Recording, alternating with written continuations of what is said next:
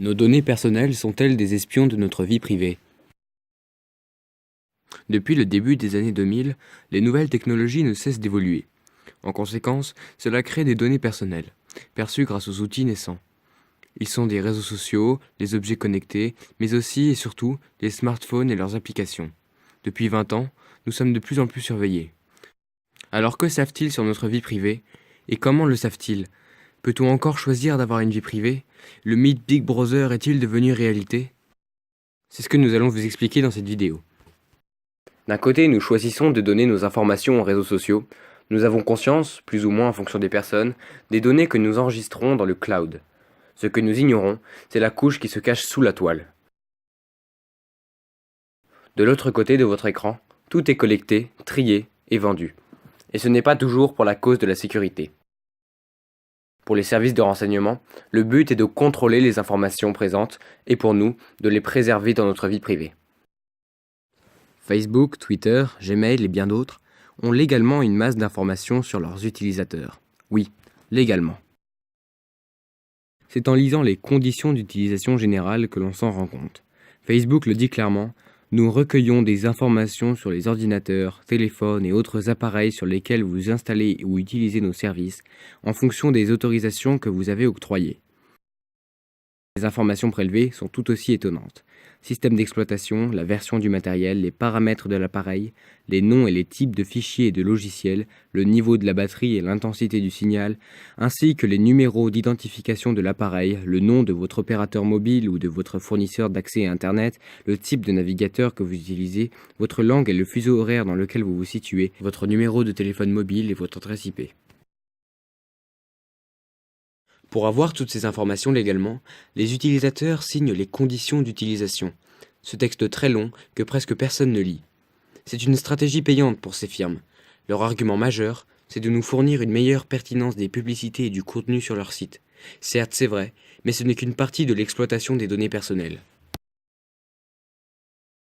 Pour obtenir nos données personnelles, les réseaux sociaux insistent sur nos dons. En effet, une fois sur notre profil Facebook, on nous propose de poster des photos, de nous exprimer ou de nous décrire. Mais l'extraction de nos données personnelles ne se limite pas aux réseaux sociaux. Et si seulement. Tout ce qui est connecté est un potentiel espion de votre vie privée. On peut citer les maisons et les voitures connectées, mais aussi les bracelets électroniques. Ils prennent votre pouls, retiennent votre régime alimentaire, votre sommeil, vos calories dépensées ou encore vos pas et étages, mais n'ont pas d'intérêt que pour vous. Les maisons connectées sont aussi des producteurs de données personnelles. Elles renseignent sur les modes de vie tout en nous garantissant une certaine autonomie. Elles permettent de gérer le chauffage, les lumières, la sécurité à distance. Nos maisons deviennent intelligentes, mais il ne faut pas croire que nos données ne sont pas exploitées. Tout ce que vous synchronisez avec votre smartphone est réutilisé et revendu. Oui, les informations personnelles sont des produits dont vous n'êtes pas le vendeur. En réalité, nous donnons des données personnelles à de multiples vendeurs. Ainsi, vos trajets en Vélib, en taxi et plus précisément avec les applications telles Uber sont conservés dans le but de cibler les consommateurs et par exemple observer le nombre de Vélib à certaines stations pour mieux les répartir. Mais dans ces cas aussi, nous sommes prévenus dans les conditions d'utilisation que nous ne lisons pas. Toutes vos données forment ce que l'on appelle le Big Data. Chaque jour, nous générons 2,5 trillions d'octets de données, à tel point que 90% des données dans le monde ont été créées au cours des 2 dernières années seulement. Ces données proviennent de partout, de capteurs utilisés pour collecter les informations climatiques, de messages sur les sites de médias sociaux, d'images numériques et de vidéos publiées en ligne, d'enregistrements transactionnels, d'achats en ligne et de signaux GPS de téléphones mobiles, etc. Ces données sont appelées Big Data ou volume massif de données. Le Big Data peut changer les stratégies des entreprises. En effet, certaines sont devenues data-driven, c'est-à-dire qu'elles dépendent fortement des données fournies par le Big Data qui leur permettent de cibler les potentiels consommateurs. Notre vie privée devient alors un outil essentiel pour ces entreprises. C'est le cas par exemple d'Amazon. À ces données, il faut ajouter les cookies. Nous avons tous déjà vu ce petit message en haut des sites internet nous demandant notre accord sur l'utilisation de ces enregistreurs de données. C'est un petit fichier informatique qui se stocke dans votre disque dur lorsque vous surfez sur Internet. Si vous avez ce petit encadré en haut de votre écran, c'est parce que la CNIL oblige le consentement des utilisateurs pour l'utilisation des cookies. Grâce à eux, votre historique est enregistré et même analysé pour mieux cibler les publicités qui seront affichées sur vos écrans. Mais quelles sont les conséquences du Big Data ?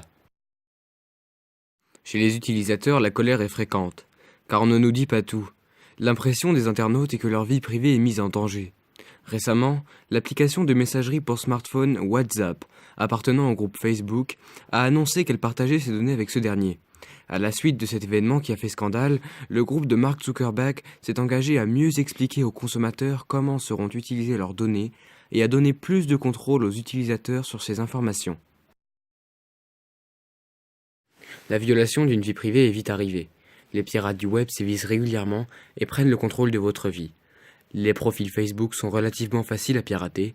Des sites internet vous proposent même d'en pirater un en 5 minutes. Le Facebook américain Graph Search fournirait plus d'informations sur les utilisateurs Facebook lors d'une recherche. Il y a cependant des côtés positifs à dégager. Par exemple, l'assurance britannique Admiral voulait définir ses prix en fonction des publications Facebook de ses clients. Ils disent vouloir s'assurer que les conducteurs prudents obtiennent le meilleur prix possible. Pour cela, ils regardent dans votre profil Facebook et cela leur permet de mieux comprendre le type de conducteur que vous êtes. Même si certains dénoncent une pratique abusive à l'encontre de certains groupes sociaux, cela reste plutôt à notre avantage. Pourquoi y a-t-il un tel engouement envers nos données personnelles ? Si tout le monde veut avoir accès à vos données, c'est parce qu'elles ont un prix. Le Big Data est un véritable business. Le Financial Times a eu la bonne idée de mettre en ligne un simulateur qui vous permet de savoir combien valent vos données personnelles, c'est-à-dire combien les professionnels du marketing en ligne seraient prêts à payer pour y avoir accès. Nous l'avons fait pour un personnage et en voici le résultat.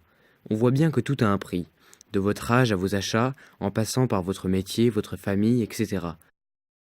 On dit donc que si c'est gratuit, c'est que c'est vous le produit. La récupération des données personnelles fait scandale depuis qu'Edward Snowden a dénoncé les pratiques de la NSA. La National Security Agency, Agence nationale de la sécurité, est un organisme gouvernemental du département de la défense des États-Unis. Cet ancien agent a fait éclater l'affaire Prism. Ce dernier est un programme américain de surveillance électronique.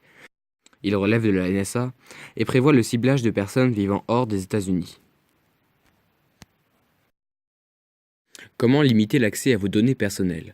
Nous allons vous présenter 3 solutions. La CNIL, en défenseur de la vie privée, a créé un logiciel permettant d'identifier tous les cookies présents dans votre disque dur, CookieViz. De plus, il existe des moteurs de recherche visant à préserver votre vie privée. Par exemple, l'américain DuckDuckGo promet de ne pas enregistrer d'adresse IP ni d'historique. Il n'y a pas non plus de cookies. Startpage propose d'utiliser Google, mais de façon anonyme. Nous pouvons aussi utiliser des messageries cryptées. Elles sont un facteur d'insécurité dans la société car elles sont très prisées des terroristes. On peut citer les applications pour smartphone Telegram ou Signal. Nous pouvons faire le choix d'avoir une vie privée en nous passant des réseaux sociaux et des outils technologiques à notre disposition, comme les bracelets connectés, les applications smartphone, etc. Nous pouvons aussi ne mettre aucun contenu sur Internet et y effacer nos cookies. Cependant, est-ce réaliste de vivre sans communiquer dans notre société ? Le choix d'avoir une vie privée est alors limité. Être sur Facebook, Twitter ou Gmail est un acte social, mais nous pouvons être sur les réseaux sociaux sans y dévoiler toute notre vie privée. De plus, pour gagner en efficacité au quotidien, nous devons utiliser les nouvelles technologies. Cela passe par donner sa position GPS à Uber pour avoir un taxi en 2 minutes ou conserver les cookies pour trouver plus vite ce que l'on cherche sur Internet.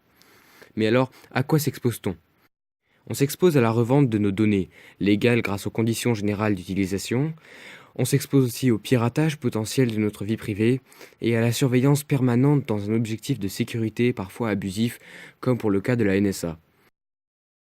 La CNIL, Edward Snowden et les législateurs sont des garde-fous qui travaillent pour la protection de nos données personnelles. Nous pouvons aussi faire appel à notre propre vigilance pour dénoncer une exploitation abusive des données personnelles.